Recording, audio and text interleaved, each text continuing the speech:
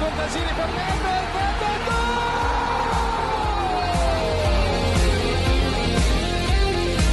Pirlo, la conclusione in rete, Andrea Pirlo, un gol pazzesco! Del Piero, Alex, la compagna di Pogacar, Pogba, rete, un gol incredibile, Pogba fa esplodere lo Juventus Stadium.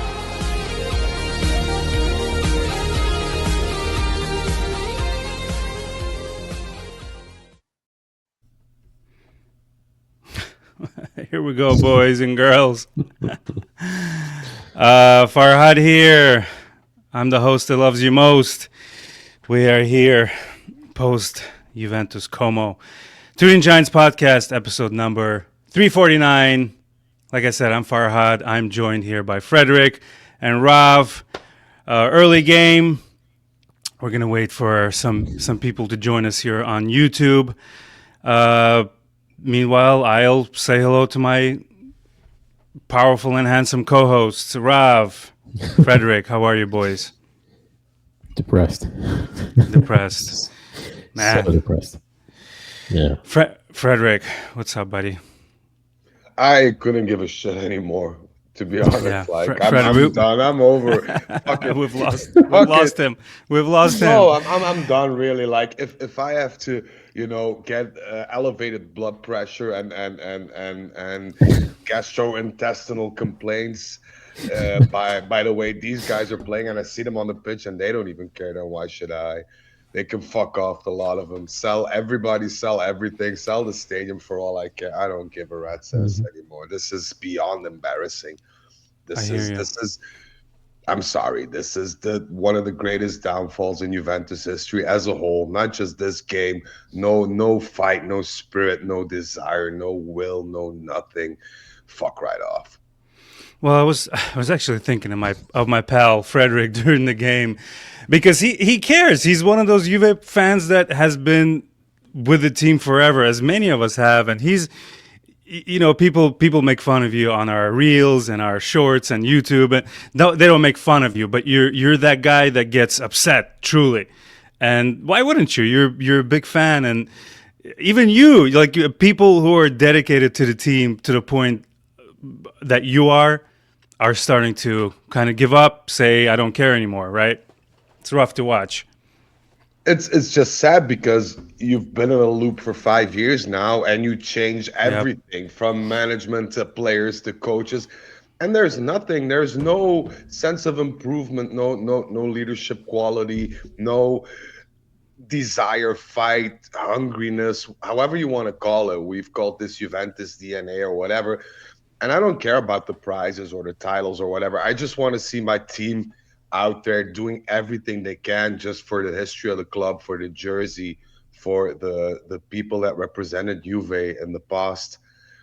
I can't even see a glimpse of that. So to me, it's like, meh, like you're not worthy of my time or my expenses, or I'll watch them, but I'm emotionless. I'm like, oh, Di Gregorio made another Di Gregorio move. Ain't that cute? I don't even get upset anymore. Yeah, it's to the point where you can't really get mad anymore. Rav, my brother from across the pond, the guy with the velvet voice. How are you, bud?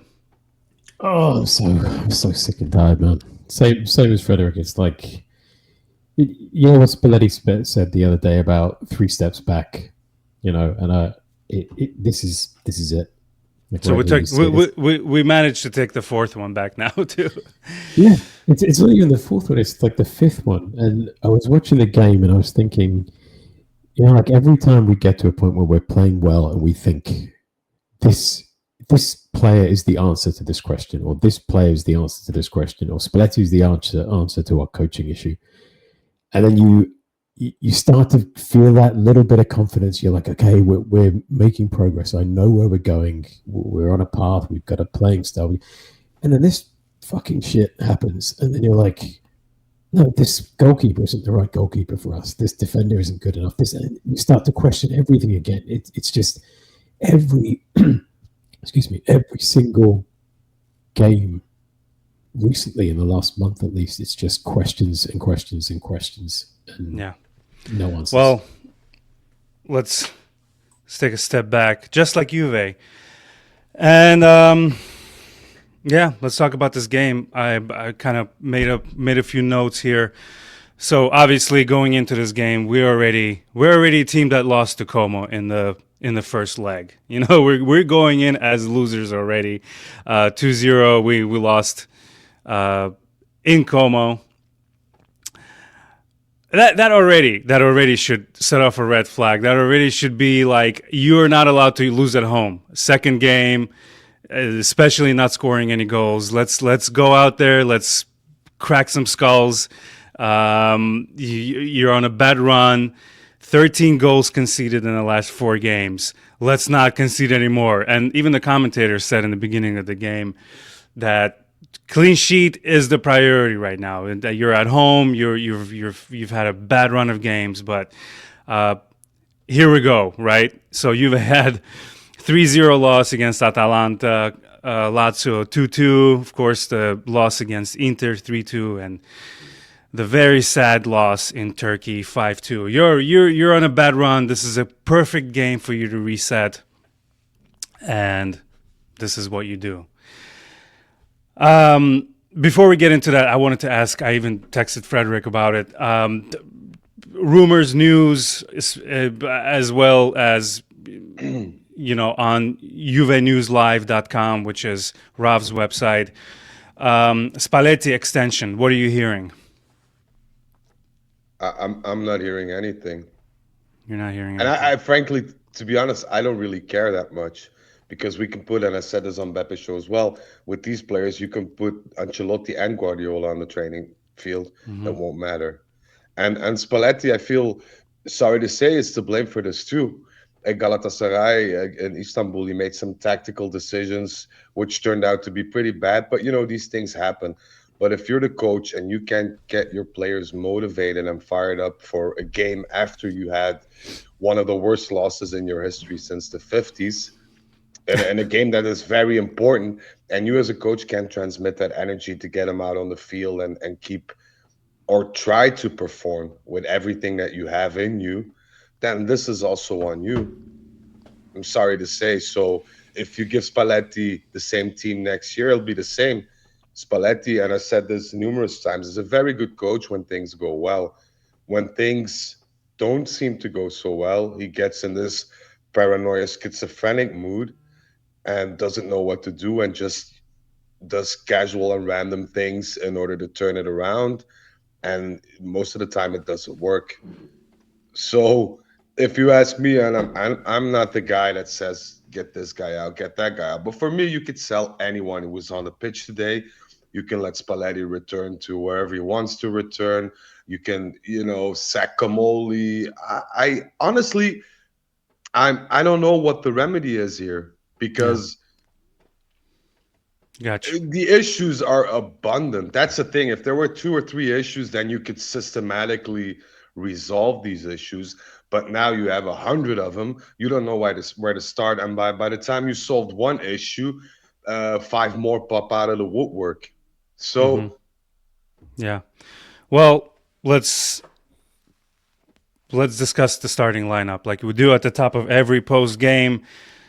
First of all, weak-ass starting 11. You got Di Gregorio, Gatti, and of course there's reasons why it's a weak-ass starting 11. I'm not blaming Fully, Coach Fully, but Di Gregorio, Gatti, Kelly, Koopmeiners in the back, McKennie, Locatelli as captain, Thuram, Cambiaso, Miretti, Yildiz, and Openda. I wanted to ask you guys' opinion on Openda starting. What you guys think? Wrong decision, smart decision. He was kind of found out first few minutes of the game, right? Up to like 15th minute, he had a couple of touches where I think again, the quality of the player comes into play. If it's a player of better quality, does he finish those opportunities in the first 20 minutes or so? I think he's not good enough. He's not Juve standard. He's such an average player. He's low on confidence. He's not tall. He doesn't press that much. He's not particularly physical. what does he do as a striker? What does he give us? There's just nothing. It would have been better if we were going to do that. Just put McKennie into like the false nine position. At least he's tall. At least he's physical. At least he offers us something. The one chance that Openda did get, he kind of signaled exactly what he was going to do and just kind of, he tried to chip the goalkeeper. Goalkeeper wasn't having any of it. That was the only clear chance I remember him having. Just such a...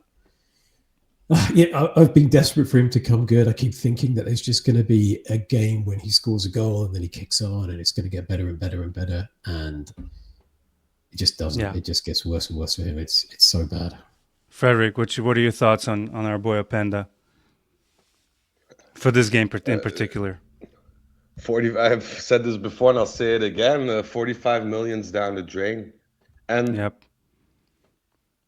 it's not just this game or Openda. It's the gravity of the whole situation. We have players that don't belong at Juventus or that don't fit our formation or our coach.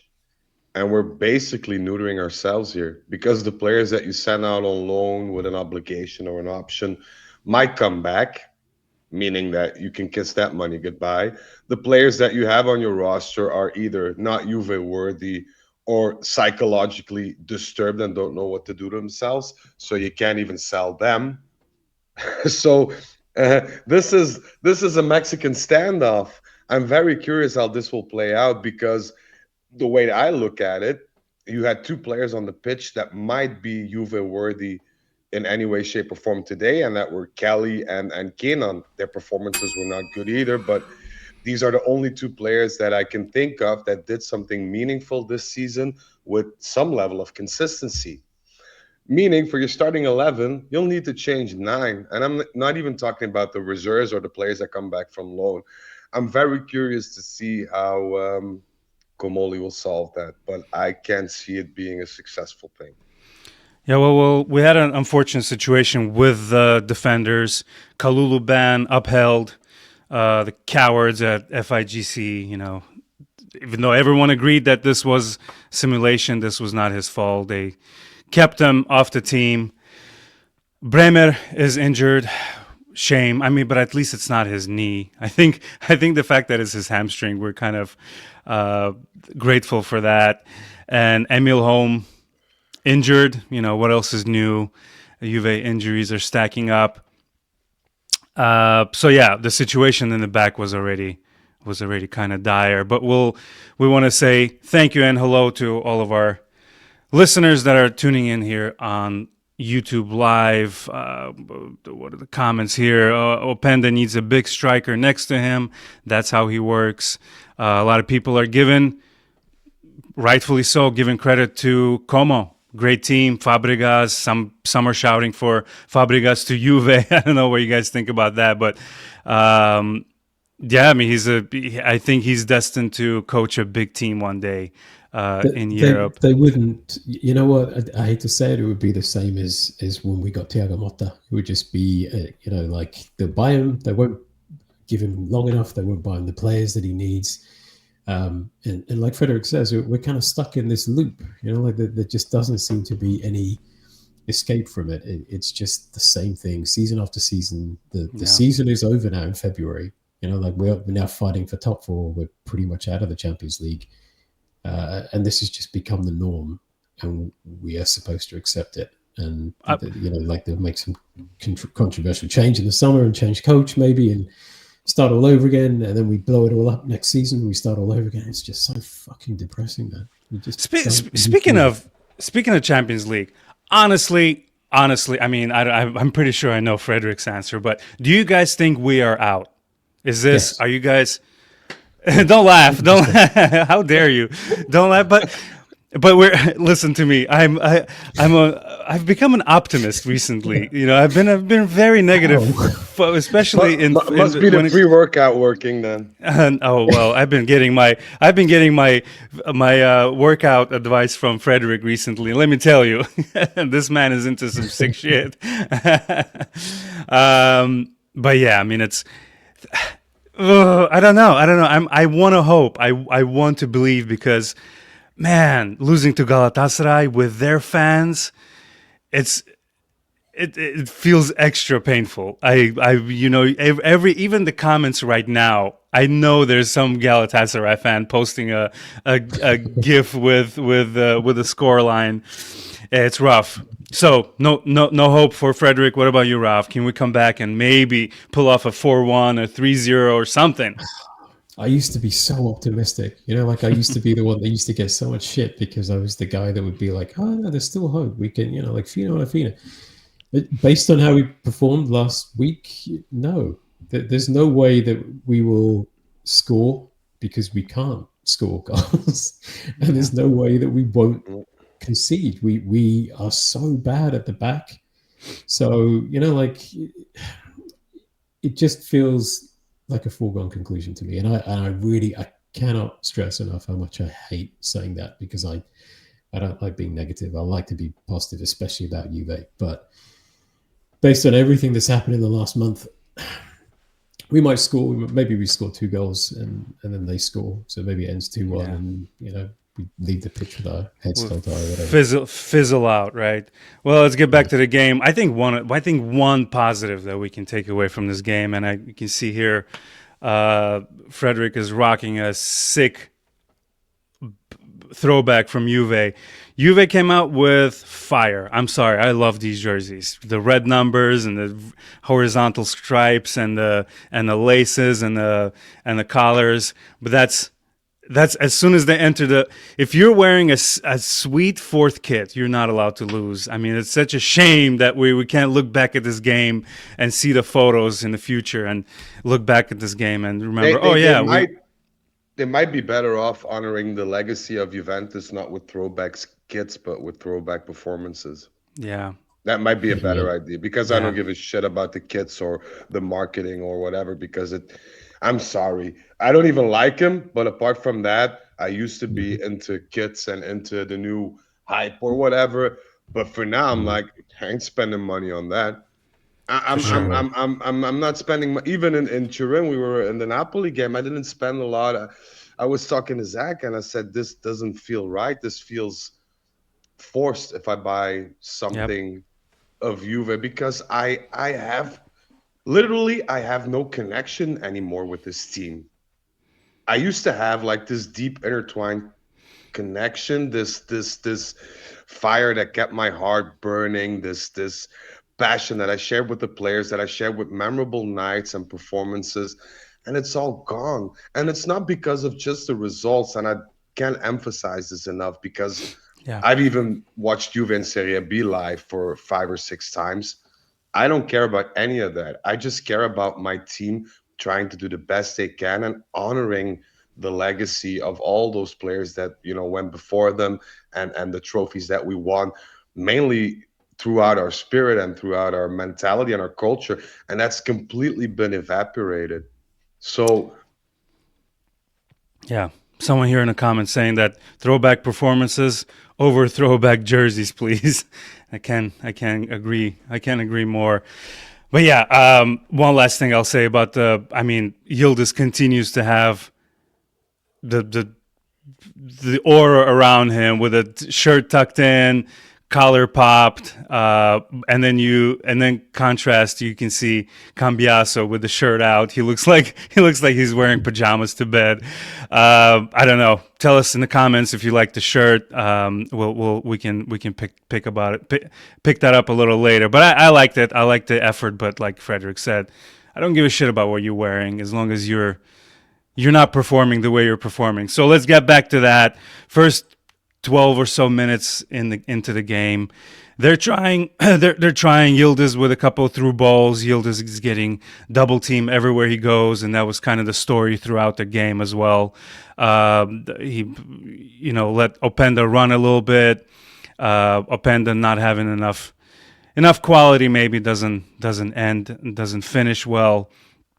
And then remember there was a moment I wrote down Cambiaso, confusion around the box, nervous defense, and again, those little passes that end that Galatasaray caught us a couple of times, even scored against us. I don't understand why they would continue playing around their box back and forth when it's such a nervous, it's such a it's not a team to do that. Basically, like get rid of the ball, boot it down the field at this point. I feel like, and there was a couple of mistakes, and even one that almost led to the goal. Cambiaso continues to show his quality, quote unquote. I was going to say, if you look at the way that Holm will play, like Spalletti's trying to get the players to press a lot more. Yeah. And they just didn't do it in this game. Like Holm are really good at just resisting the press. They always seem to have an extra man, and they play on the front foot a great deal. And then when you try and counter them, they are quite happy at making tactical fouls to slow the game down. And for someone who's experienced with Spalletti to kind of play into their hands a little bit, that felt really just extremely disappointing, just to see him kind of get outsmarted by a much younger, I guess, sort of more progressive coach. It was really dreadful viewing. At no point did they look like they were going to score either, which is even more frustrating. For sure. Completely toothless performance. Everyone seemed lost. I don't know if it's too many games for them. They're tired. I mean, Yildiz did look a little tired. But would not imagine not having him out there. Can we talk about Yildiz? Because we've always we've been pretty critical about certain players, and for some reason Yildiz is always left out of the equation, and I get why, because he's the golden boy and talented and whatever. But I don't see him standing up either. I'm sorry, I don't. For a player that earned 7 million and is with all this hype and whatever, I don't see him winning any games for us. I don't see him pushing us over the ledge and getting that extra effort in. And I know before the comments erupt, he's young and he still has a learning curve and whatever, but still you'd expect some more of him, especially in the individual part. Nothing seems to come off for him. And the excuse of being tired, I'm sorry, but if you're making 7 million a year and you have to play 2 games a week, and you speak about tired, and this is nothing to yield this, it's about the general consensus of the state that which the team is in. I don't think you can use that excuse. Well, a couple of people here in the comments are agreeing with you. Yildiz is upsetting and no one talks about it. Mohammed says Zero saying he wasn't good today. Apparently, people are not on my side about the jersey. Jersey shit. We're cooked. He's garbage game, garbage jersey. Yeah, I have to. And agree. Also, I have to pick in on Ralph's comment a bit, because I think this is the first time in the Spalletti era that we haven't seen the team press as Spalletti wants them to do. And if we don't have that press, or we're not able to execute that press properly, you can see how poor we are, because we are unable to control the rhythm of the game. We succumb to the rhythm of the opposition, and we have no bearing in anything, on the influence of the game. And you can remedy that easily by getting at least 3 very, very good players in with experience. But guess what? We can't. We don't have any money. We don't have any appeal. And that's, the circle we're back in, as I said earlier. So somebody needs to think of a plan B. Somebody is the CEO of Juventus and gets paid a whole lot of money, and he needs to think of a plan B to get us out of this situation, and especially this loop. Because if you can't escape the loop, then it's going to be the same in, year out. You're going to throw a lot of money away. You're going to see these poor performances, and you still have nothing to show for. So if I were Comoli, and Elkann for that matter, I'd raise some questions and come up with some certain solutions, because we're heading nowhere fast. Yeah. I think it's so much about the starting 11 that we have. If you take out the first choice, if you take out any one of those players, even the ones that are average, everything falls apart. Like you take out Jonathan David, what you were saying about the press, Frederic, he runs a hell of a lot and he's not physical, but he can press those players. He can push for the ball. You take him out, who have we got? Openda doesn't run. He's static. He doesn't really do a great deal. And that all then just starts to fall apart. There's no player up there. There's no focal point to bring in Yildiz and Conceded, and that's it. Then we're toothless. So we're reliant on one player in every single position. Take that player out, we collapse. That's it. Game over. And that's the thing. If you have that press, you get Locatelli a lot more space and a lot more time to execute a through pass or a long ball or whatever. If you don't have that, then Locatelli is pushed more backwards, where he's pretty much useless, as we saw today and certain fragments of the Galatasaray game. And I find it very appalling that even the players on the pitch and Locatelli himself doesn't see that issue and doesn't try to remedy that. Because at a certain point, you could see that the Como defense was playing with 3 men behind, and you had one a bit further up in defense. If you press them centrally, you know that they'll attract the wingers, the defensive wingers in, meaning you get either some space on the wing or you get some space centrally. But we not even once did we try that. So the footballing IQ of our team, apart from all the rest that is very poor, is even poorer. And if you don't have those players with experience that can see that have that vision and that experience, and they can benefit from that and show the team what to do, then you're done for.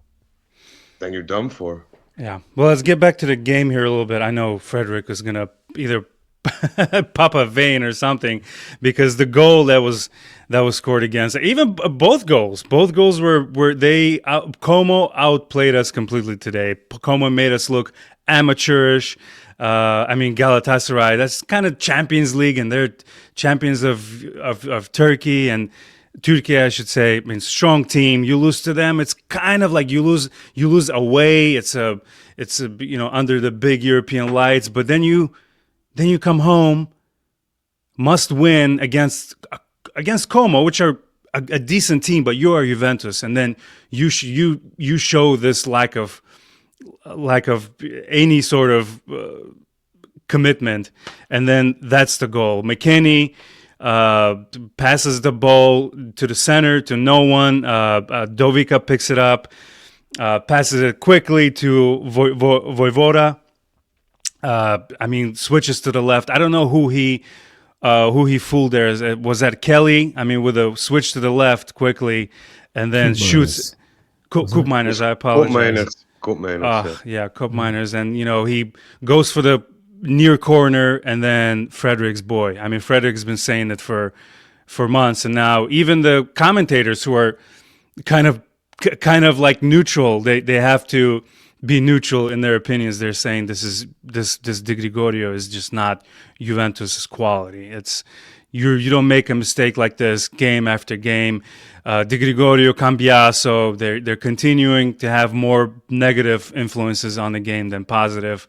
Frederic, let's hear it, man. Di Gregorio, could he have done better in that situation? Well, given the fact that we have a refrigerator with feet between the posts, I think he could. Hey, refrigerator's good, man. That's a good comparison.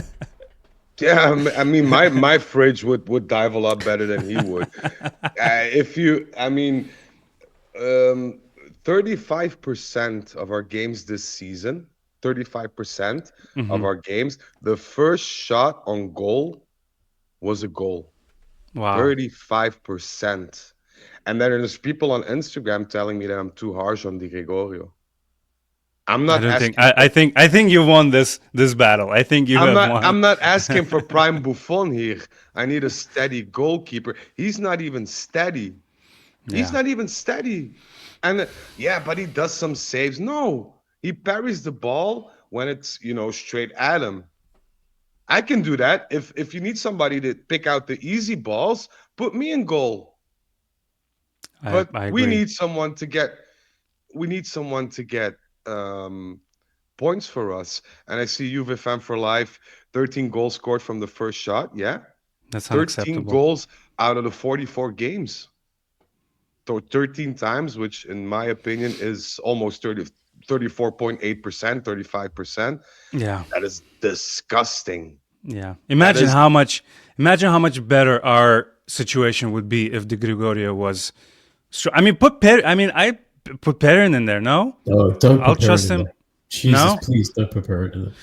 We don't have we do not have anything close, even like vaguely to Buffon. We don't even have like a duplicate copy that's been copied like 50 times. That would be better. Like, and I'm not going to defend Gregorio because I think he's been poor for at least a month. But the defense just like what are we doing here? What do they do? They just panic. There's no like cohesion in the defense. There's no communication. Everyone's just kind of flapping every single time the ball goes into the box. I know that there's a 50-50 chance we're going to concede.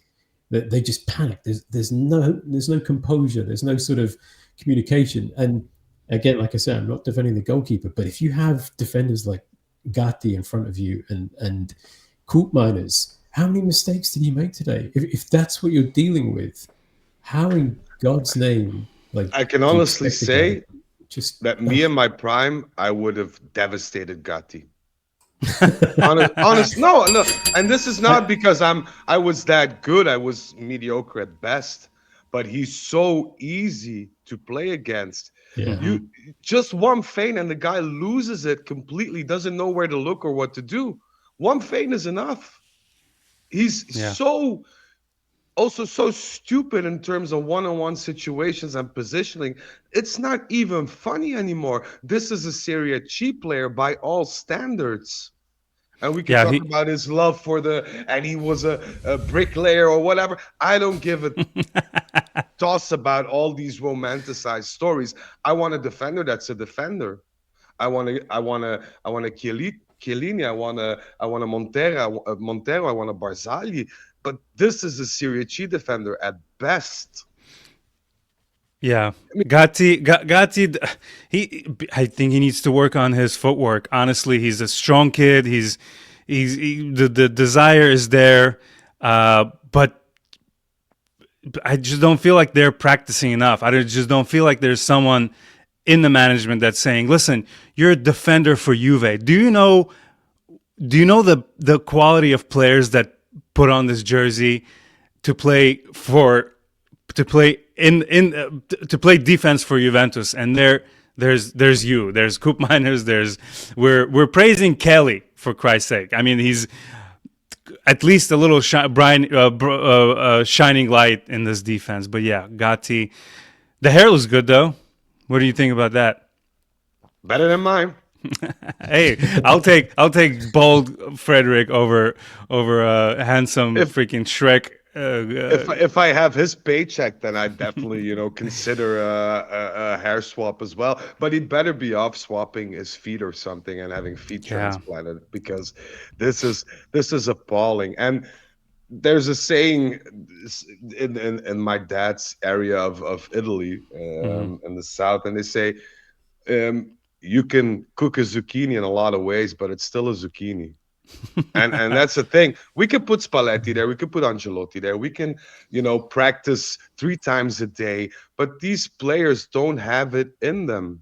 And given the fact that we've changed coaches 3 times in a year now, I think we're at, I lost count a bit, but you're still with the same players and the same results. I think that says a lot as well. I think that says a whole lot. And we're talking about defense and Gregorio, but that's just the tip of the iceberg. We couldn't even, and Como is known for having or getting a lot of counters against them because they play with a lot of courage and openly. We weren't even able to execute a proper shot on goal against them. Against one of the teams with the most, open defense in a way, in terms of creating chances. This game, if not the game in the Champions League, has made it to me very clear that this team, and with this coach, this management, and these players, has no future. Yeah. Well, talk about quality. You cannot not mention our, and I think, Frederic, you even mentioned that in our Turin Giants WhatsApp thread, the quality of the dead ball situations, the quality of free kicks and corner kicks is just, there's for some reason always 2 players standing over the ball, and they always choose the wrong decision. It's always some weird back pass or confusion at the end of the sequence, like with Locatelli, who there was a free kick that if it was a good cross, it could have caused problems from Como. Instead, we stopped at the last second and decided to pass it to someone that was not a plan. It was just, let me give this to a closest player. The corner kicks, the short ones, the long ones, if we decide to boot it into the 6-yard box, it's too close, it's easily picked up by the keeper. It's just, what do you guys think about our current quality when it comes to that ball?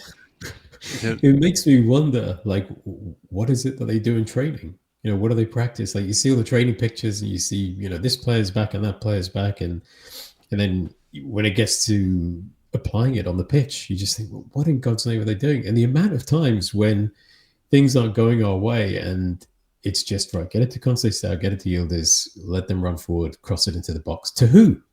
Who's there in the box? No one. We don't have the tallest player that can get in there is Turan or maybe McKennie, and the strikers are just non-existent in those situations. It happened again today. I didn't.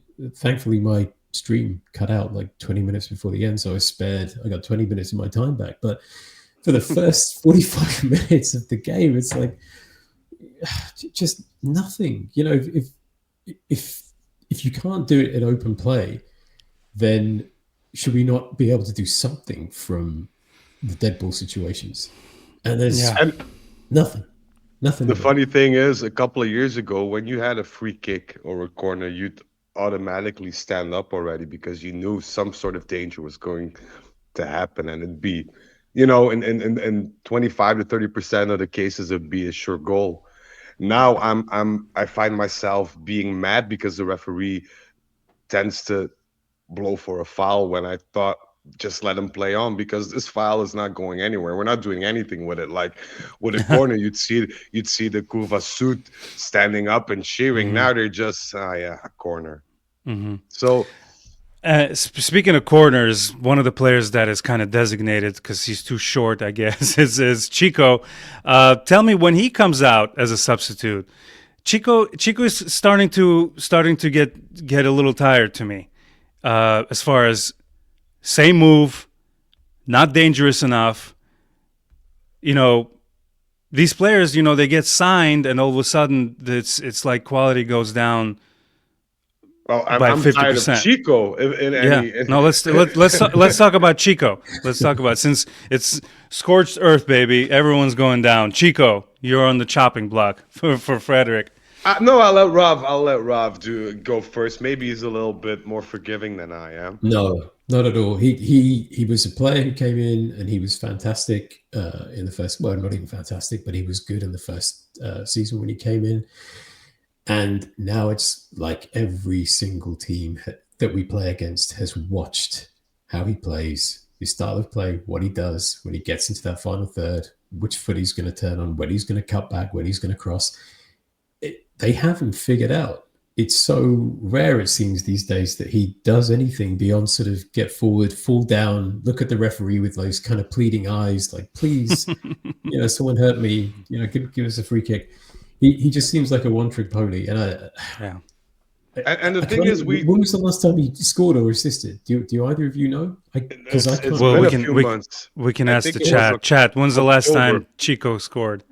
I think it was October. but we knew that beforehand because you've seen him play at Ajax, which is hardly, at that point, was not a top European club. But even in the Eredivisie, in the Dutch league, they had him figured out. He couldn't, put a dent in a pack of butter back then. Yeah, you decide to purchase him for 35 or what is it, almost 40 million euros if you add up the loan fee.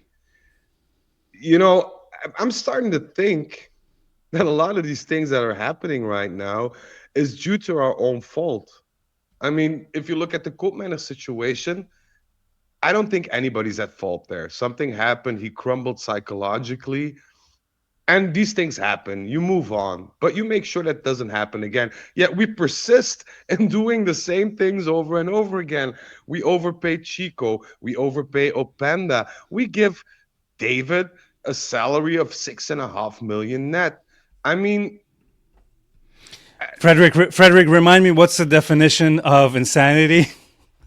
yeah, doing the same thing over and over again and expecting a different outcome. And that's my whole gripe with this whole situation. Because Zach and I, when Kamoli was first assigned, we were kind of enthusiastic because we thought that we had found somebody who was unbiased and who would be very much into discovering new players, but also paying them accordingly. But now we're paying mediocre players, star players' salary or transfer fees, and we don't seem to progress from that. So I'm not saying this or this person out or whatever, but somebody needs to do something, Yeah. because we're not just heading for a sporting disaster, but also a financial one. And I am the one who want I want this. I generally want us not to qualify for Champions League. I really do. Okay. Wow. But I understand that, but that will hurt us more than giving them a lesson. Like, what's the reasoning behind? I know you're not just saying that. I know No. you have a reason for it. Like, imagine we qualify for Champions League on the last day of the season, as we did last year. Then what's going to happen? Oh, we qualify. Well, we need players now. And then you go into panic mode and start planning your mercato last minute again, like we always do. And you start overpaying players or attracting players that really don't fit your squad. And next year, this time, we'll be in the same debate about Yeah. that. So for me, it's better take that loss, get all those players that you're gonna have coming back anyway, because what else are you gonna do with them? And leave it and just fortify the team in a steady manner. You need three starters at least in, get those people in. Um, Please listen to your coach. If it's Spalletti or whoever you want to pick on for a longer term, listen to his guidance and the players that he wants. And then you set your goals. You say, okay, well, we didn't play Champions League this year.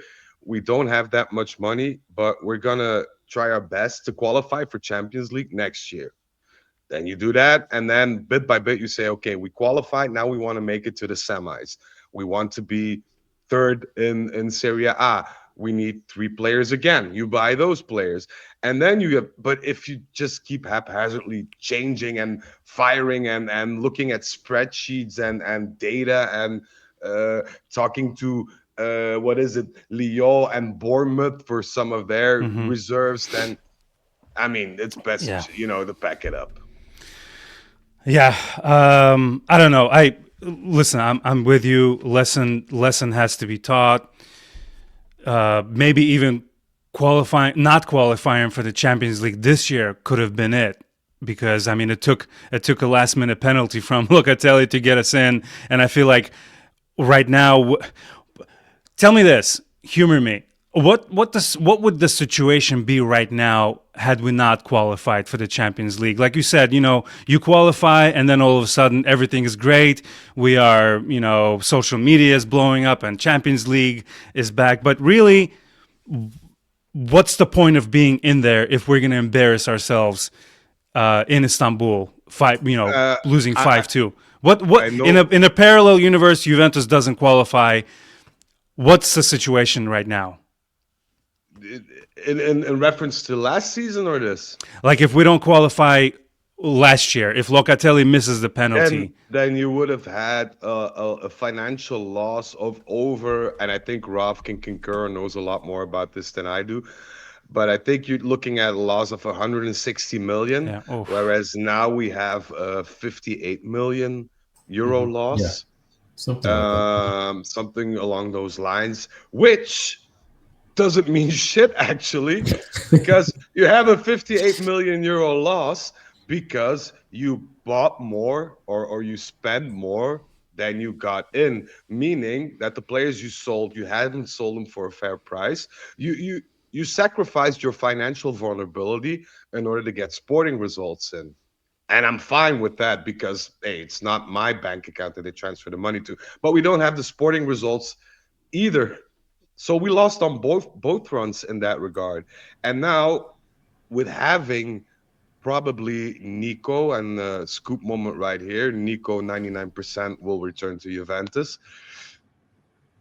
With him returning and eventually, or maybe possibly even Douglas Luiz, then you're looking at potentially, if we miss out on Champions League this year, a 220, 230 million net loss.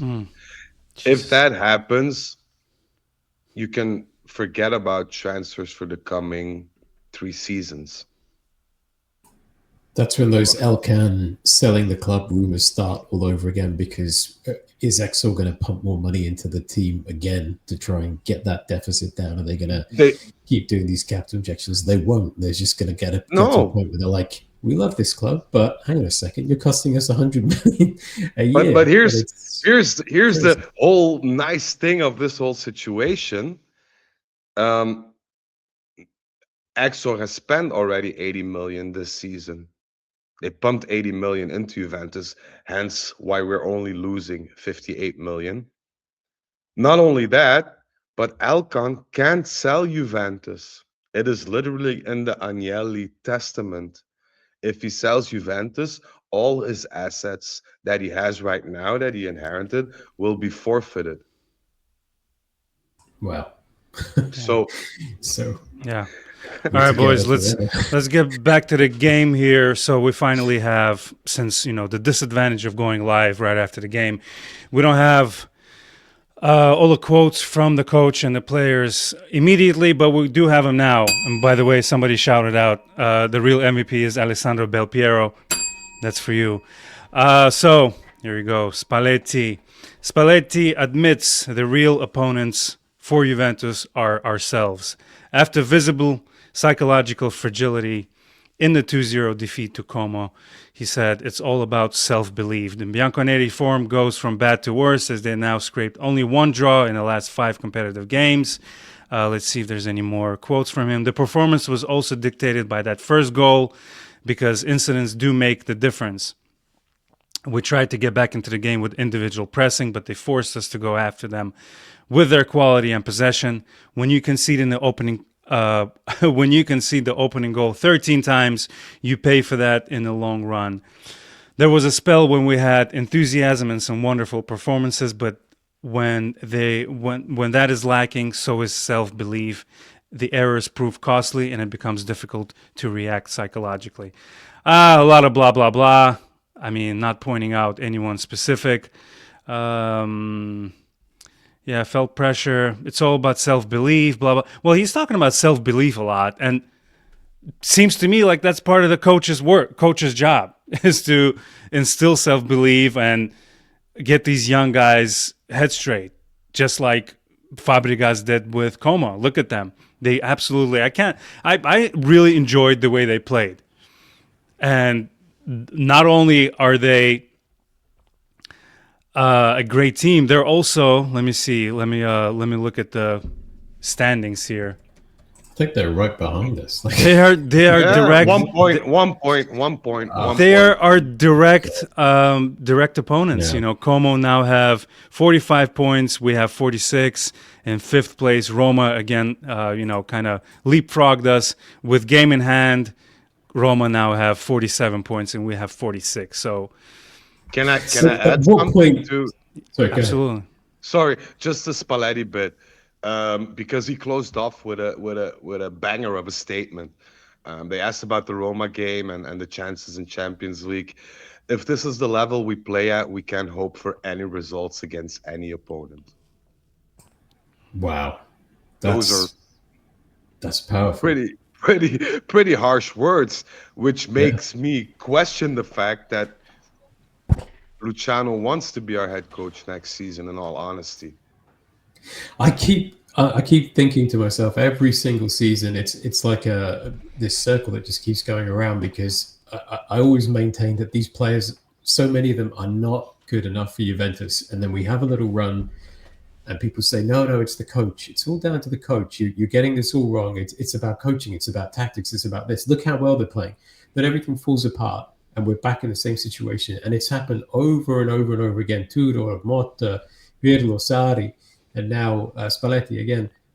And I look at this squad and I just think, if we're being really ruthless based on today's performance alone, you look at those players, how many of those guys are really up to wearing that Juventus shirt? Like, with all the history, with all the standards that we have, and I can maybe count on one hand. And that's not me like knocking the players or being harsh on them or any of that kind of stuff. There comes a point where you just have to kind of put the tribalism to one side and the fino alla fine and all the slogans and just say, look, let's be really realistic. How many of these players can make the grade? And they just can't. They simply cannot. And we're going to probably end up being in the same situation next season. Just the same thing. Talking about coaches, tactics, players, blah, blah, blah. Yeah. For me, there are two things that can remedy this situation. And I'm by no means an expert, but I see a lot of people clamoring about, where are we heading to? What can we do? Two things need to happen, in my opinion, or at least as a starting point, to, tip the scale in that sense. I'd start with a delisting from the stock market, because that's holding us back more than anything. I'm not going to elaborate on that because I'll have 2 hours to fill. But if you Google a bit and you look at the complexities of being publicly noted as a stock asset, it makes things a lot more difficult, especially in football terms. That's one thing I do. And the second thing I do is I'd have another president. I feel that our president is absent. And in all the years that I followed Juventus, the president was somebody of the greatest importance in terms of aura. We're talking about aura. We're talking about Kenan. Well, our presidents had aura. And if there was a turning point in the competition or in certain competitions or things were not going the way they were supposed to go, you'd see our president, on the sideline, on the training pitch, talking with the players, talking with the coaches. And I think this helps a lot because you have a sense of accountability at that point, but you also have a sense of belonging because hey, this guy's the president with a lot of fame and stature in Italy or Europe, and you kind of feel obliged to put that performance in. You kind of feel accredited to do that, for him, for the name, for everything he stands for, because it's still the president. We don't have that right now. We really don't. Kamoli often comes. He doesn't speak with the players. I'm not sure. I'd go for delisting and a president with some appeal. I'd be on the phone with Platini this very second. Yeah. And I'd say we're in dire need of somebody with some political weight, some aura, and some football knowledge. Please help us out. And I'm pretty sure that Platini would accept, not for 10 years because whatever, but I'm pretty sure that these are the two things that are the first things that need to happen. And then you can build upon the structure and transfer and financials. But if you don't have the basics in order, then you're just repeating the same mistakes season after season and putting a patch on a wooden leg, hoping it'll stick. And that's not gonna, remedy the situation. Yeah. My opinion. Well, we got a Cola 99 here in the comments. Dan Colosimo is saying, guys, at least we have each other. We do have each other. And it's so funny because, when, this podcast has been around for like 14, 13 years now. And we were used to winning for, 9 Scudetti in a row. It was, there was maybe 1 or 2 therapy sessions here and there. But people truly do turn to us now and say, you guys are literally... We started calling them therapy sessions because some of these devastating losses are just norm now, which is really sad. This is my 10th this season, my 10th therapy session this season. You're practically a therapist by now. Which is pretty bad, but it's the first one without my man Zach. So shout out to Zach.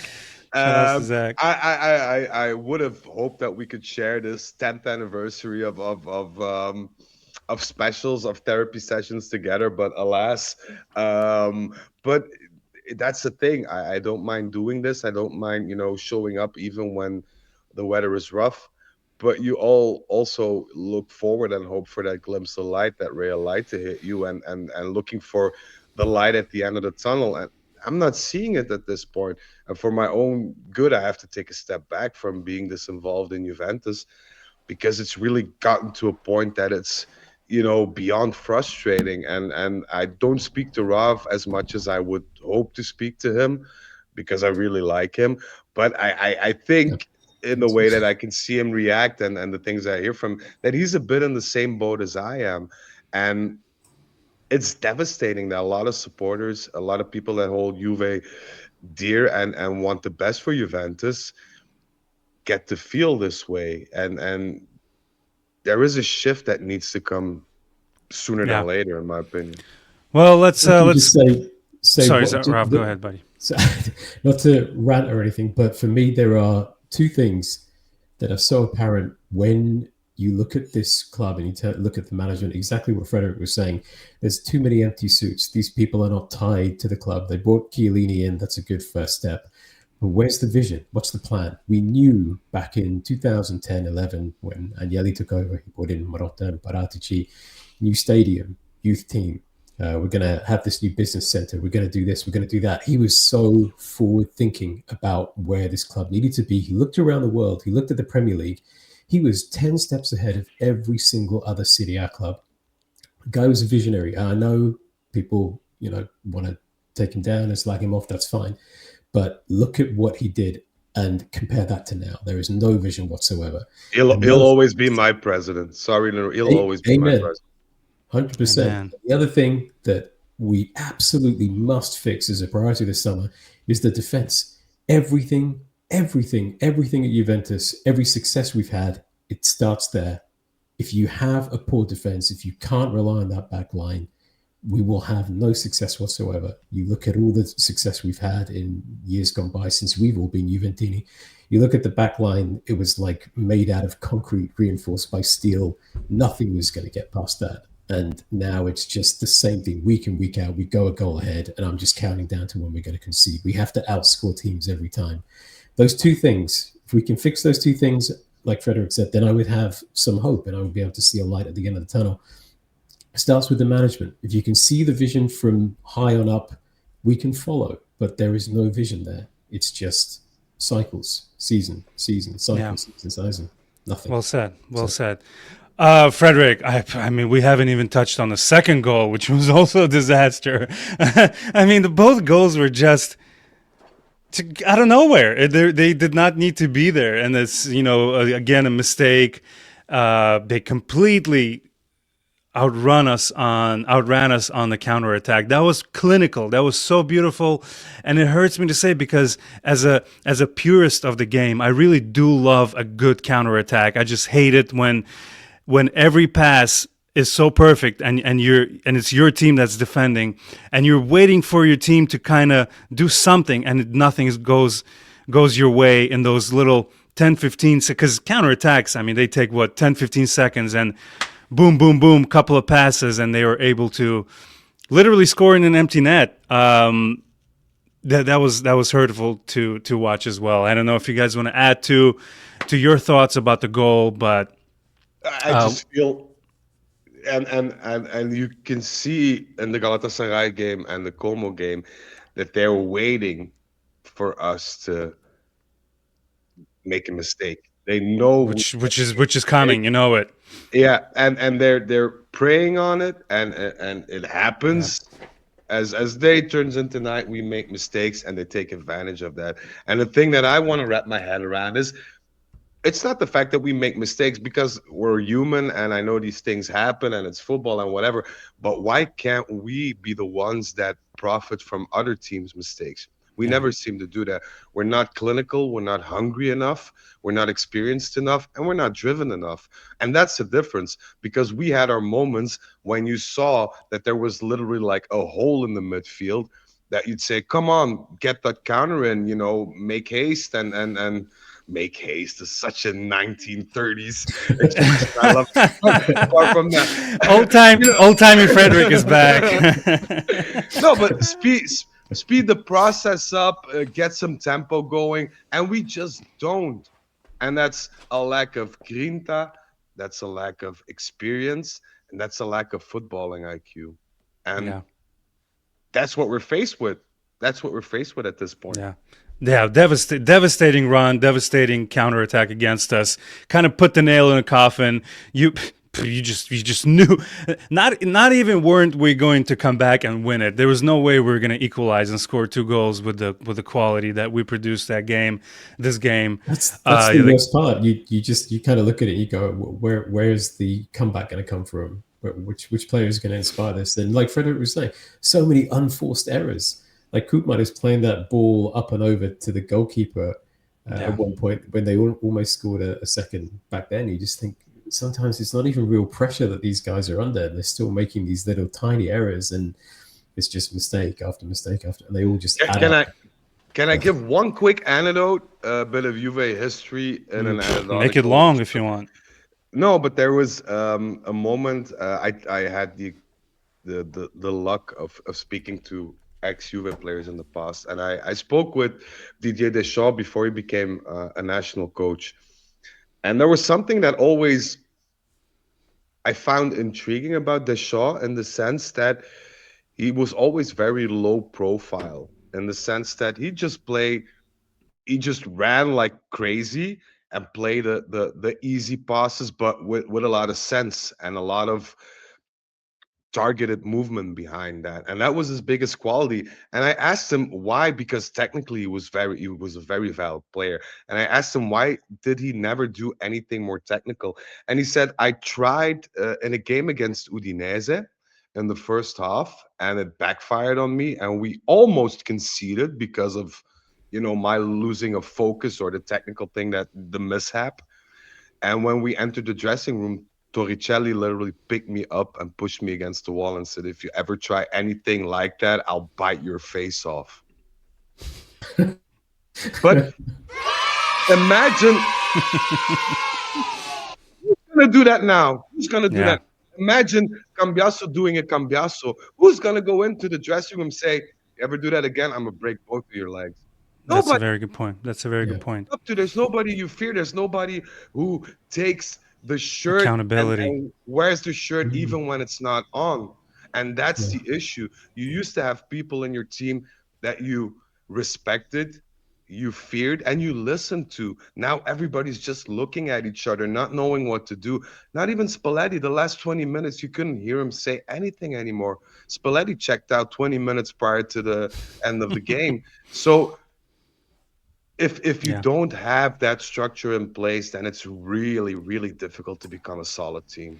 I'm not sure if Rav, because I know Rav is very analytical of Juventus as a whole, but I think that the missing of accountability, and correct me if I'm wrong, Rav, in a whole, in management, in staffing, and in the team itself, I think that's something that goes haywire and feeds these errors and this insecurity and sense of not belonging. Or am I completely overlooking it? I completely agree with you, because I think there has to be somebody out there in every single squad that we've had. There has to be someone, like you say, that the other players are perhaps a little bit afraid of, a healthy fear.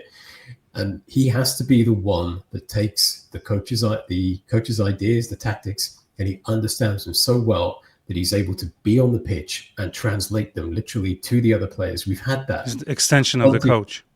Exactly. Conte and Deschamps under Lippi and on, under Capello, and under Conte when he was coaching Juve, Pirlo and Marchisio, all these players, they understood. And more importantly, they had a connection from the previous winning Juve team to the next Juve winning team. I remember Marchisio saying that story just as he was about to leave, about how he was in the dressing room and he was talking to the players and he was telling them how important it is that when you step out onto the pitch and you're wearing this shirt, there is a lot of responsibility that goes with that. who is I know Locatelli is a Juventino, and that's great, and blah blah blah. And I'm not dissing him or anything like that. But who is there in that team now that has had that passed on from generation to generation? Like Frederic said, they are lost because that legacy that ties every winning team together, or even just teams together, they simply do not understand. They talk about the shirt and the weight of the shirt, but they do not understand it in the slightest. When you're out there, you need to be giving so much more. And Frederic, everything Frederic said, I agree with. Accountability. Thank you so much, Rob. I really love you, but you know that already. But to nitpick, it's not even nitpicking. But when Ronaldo came in, I know a lot of people saying Ronaldo was the worst thing we could do and whatever, but you have to agree, at that time we were all cheering and applauding and hoping for the Champions League victory or whatever.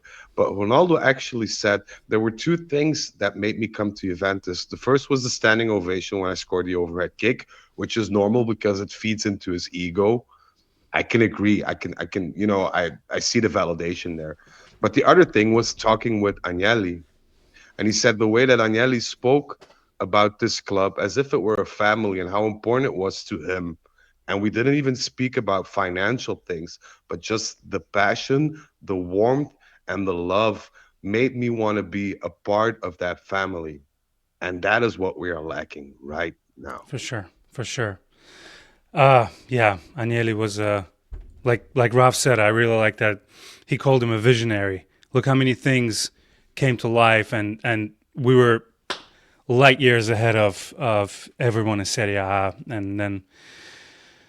Yeah, and then we're not. We're a banter club, right? Is it safe to say now? Is that the saying? We are the Italian Manchester United, as they call as someone said in the comments. Yeah, we are. Well, that's really sad. So before we conclude this episode of another 1 millionth therapy session, I wanted to read a couple of comments here from Pinu Bianco 80. Just a note that I wanted to bring up from him. I was never into podcasts, but my dad died last year, and I miss connecting through Juventus, and that's what this community gives me. So I thank you, grazie mille. We appreciate you. Sorry for your loss. It must be devastating. So if you anyone, all jokes aside, if you need someone to talk to, our DMs and our million ways to reach us is open. Please don't hesitate to contact us, even if it's not Juventus related, especially if it's not Juventus related and you have no one to speak to. We're all dads here. We know how to deal with someone else's problem. So please reach out. We will not leave you alone. Agree. So, Farhad, can I add one more thing? I'd absolutely. like to, in the absence of Zach, because he does a wonderful thing with PR and marketing. He's an absolute genius, apart from being a very good friend. But we're reaching our 1,000 subscribers on YouTube right now. I think we're about at 950 something, which isn't that groundbreaking in terms of... It's literally groundbreaking. Well, not literally, but it is groundbreaking. It is for us, and I want to take this moment to thank everybody, because I get to do a lot more podcasts than you can because of your work and your busy life, which is understandable. But I see the same names popping up and people interacting and asking questions and helping us, not only by subscribing, but making this enjoyable and making this 100%. Last longer than it even should. And I just want to take a quick moment to shout them out, because these are the people that we do it for. But it's always so nice to see getting that love back from them and growing and seeing the same people here and feeling like they're friends already. So I just wanted to shout out the audience and everybody in chat. Thank you. No, we love you all. Since we're doing the Mutual Adoration Society here, thank you all for, we started with zero. We started the YouTube channel about a year and a half ago after a series of unfortunate events when our channel was hijacked, and I don't even know what's happening with that part now, because we don't care. We're nearly 1,000 subscribers in, starting from zero, organic growth, no followers purchased or anything like that. So I would like to extend my thank you to Frederic, Zach and Kevin and Jack and Rav and everyone who on the B team who supported us. We thank you. When we hit that 1,000 subscribers, we will have a special Turin Giants after hours edition of 1K subs on YouTube, because it's a big deal for us. Now we can do a lot more with 1,000 subscribers. Hopefully, we were projecting end of the season and we are way ahead of schedule. So you know what? I'm gonna play this one more time because the kids love Turin Giants podcast. Yeah, it's absolutely amazing to be close to 1,000 subscribers on YouTube. It's dream come true. We when we started from zero, I never thought this would be possible again. Frederic, I love you, man. Appreciate you bringing that up. Scoop T-shirts are available. I'm doing a restock on Delle Alpi shirts. I tried a new color. I should have brought it with me. The light green on white. It's a beauty. It's a beauty. I'm gonna do some giveaways though eventually as well. Oh, for sure. When we hit 1,000, Turin Giants After Hours, which is my show with Rav, we will for sure do a few giveaways. We'll have some stickers available, posters, shirts, hoodies. Yeah, we're gonna do it big because Can I do a quick announcement? Of course. I wanted to extend my thanks. I don't know if you guys have seen it, but I have this vintage Juventus jacket kind of thing. I don't know if you saw it, Farhad. I shared a picture with you. Absolutely. It's my phone background now. I'm gonna give it to somebody of the viewers. I'm gonna enter it in the giveaway. Wow. Let's do it. No, it's from back in the days. It's not one of those made overseas right now. It's authentic Kappa, right? It's matter of fact, I'll go get it just to get the buzz going and get us 1,000 a lot more quicker. So if you want that amongst other things, be sure to get everybody in to subscribe and on YouTube and then we can give these things away. And I'll maybe throw in a couple of more things, but I'll go get it right now so that people can see, if you don't mind. You heard it here first. He's gonna give away. Oh no, what happened? We lost Frederic. Yeah, we're gonna. I'm off to get the jacket so they can see. I got you. Well, let's do it, man. So just to we always do the big testicles of the week of the game, and I'm struggling to find a man of the match. Rav, who do you think using SofaScore.com? Who do you think earned the big testicles of the game? I looked at the ratings after the game, and like I said, I missed the last sort of 20 minutes. And I mean, who seriously can you give it to in that team? Maybe Locatelli, possibly, but can we not just not award it? Can we just give it to us? You want to keep? You don't want to waste it this time. Hey, I'd be totally with you. I mean, they gave 7.8 to Yildiz. Don't know why. Oh, look at Frederic is back. Let me zoom you in real quick. That is beautiful, man. Look at his beauty. You look like Vialli came back to life. Yeah, that's awesome. But I'm gonna give this one away. For me, it's one of the absolute classics with the hood. I don't even think it was commercially available because it's the one with the zipper and the buttoning. Oh my God. But this one's in our 1,000 subscriber giveaway after our show. I love it. No, we're gonna have a great podcast when we hit 1,000 followers. Frederic disappeared again. I wanted to ask him, but basically, SofaScore is giving 7.8 to Yildiz. I have a very big testicles. You were gonna ask me about the big testicles of the game? Yes, sir. Who do you think barely deserved it today? I'm gonna have to follow Rob on this one. There wasn't anyone that made me feel like, oh, that's a nice. It was horrendous, and I know SofaScore gave it to Yildiz, but I just because he looked the best, I guess he rocked the jersey the best. yeah, and I really have no idea. I really have no idea. No, nobody. No. Well, No. in a long tradition of Farhad's man of the match, De Gregorio gets my man of the match with 6.0. I don't think I've seen a score so low on SofaScore, but yeah, that's. I think Jack is also. Shout outs to Jack as well. He's the latest addition to the Turin Giants family. He's been showing a lot of dedication and love for the channel. So we appreciate you, buddy. He's saying, let's go to the Giants family. Almost 1,000 followers on YouTube. Like I said, we're going to be able to do a lot more stuff on YouTube with 1,000 of y'all following us. Boys, what do you think we ended here? What do you think if we ended here? I'd like Rav's predictions for the Galatasaray and the Roma game, to be honest. Let's do it. Galatasaray, I think 2-1. The Roma game, Locatelli suspended, Jonathan David back. I think it will probably end like 1-1.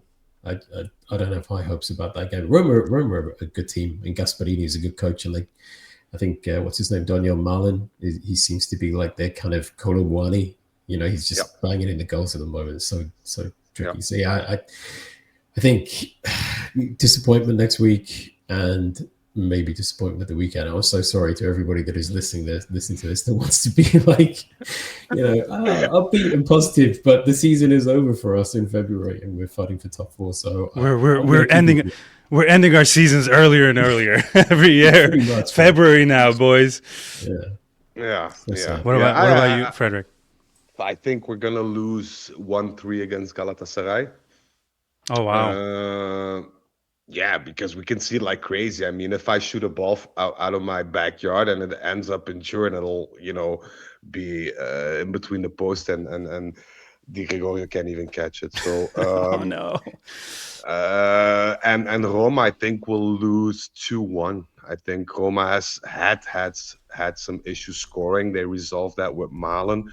But not just Malen. If you see them playing with the midfield, their midfield is very aggressive, and it's either all or nothing for Roma in certain games. But when they are on fire, when they have that confidence, they can beat a lot of teams. And to beat Juventus at this stage doesn't take all that much. So I'm not that confident about And if we lose, should we lose or even draw, then the season is officially over. There's no getting back from that. We're at 90% right now with the Galatasaray result and then the result of today.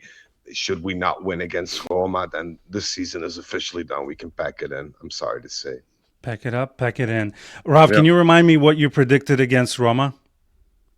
I think 1-1. I think it's going to be like they score, 1-1. They sit back, and then we try and. Yeah, well, I don't know. I am, call me crazy, but I do have hope for the Galatasaray game. I think I don't know what the reasoning is. I just want to believe. I'm sorry. I have nothing else to live for if we're going to lose that game. But maybe 4-1, because there's no away goal rule anymore. 4-1, and then the game goes to overtime, as I believe, right? And then Di Gregorio scores a last-minute penalty. There you go. I predicted it. It's going to happen. Might as well have some fun with it, right? But all jokes aside, are we going to lose? Probably. Am I going to still watch and hope, and we're going to have maybe a therapy session afterwards? Absolutely. So please come back after that game against Roma. I think we have higher chances against Roma, especially after beating Galatasaray.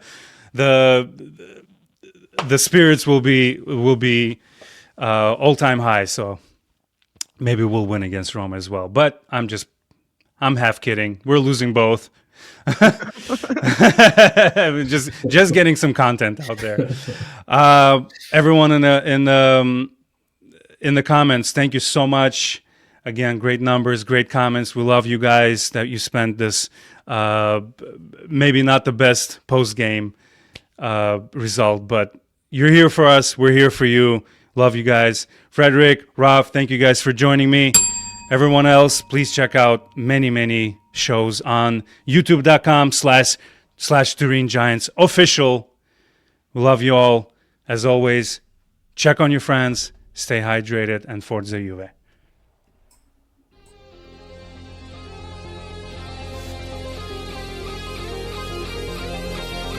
Del Piero, rete del Piero. Con i contadini per Bremer,